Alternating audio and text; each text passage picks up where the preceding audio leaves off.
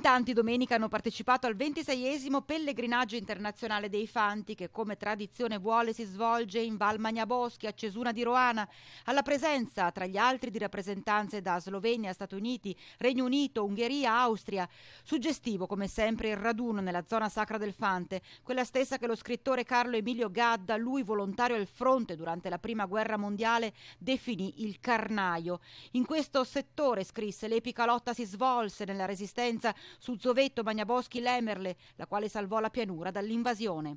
Diventa un imperativo così essere presenti in quei luoghi martoriati dell'altopiano, non solo per ricordare una pagina drammatica della nostra storia, ma per farne tesoro affinché simili barbarie non si ripetano e soprattutto per rendere omaggio a quegli uomini e quelle donne che diedero la vita per la nostra libertà.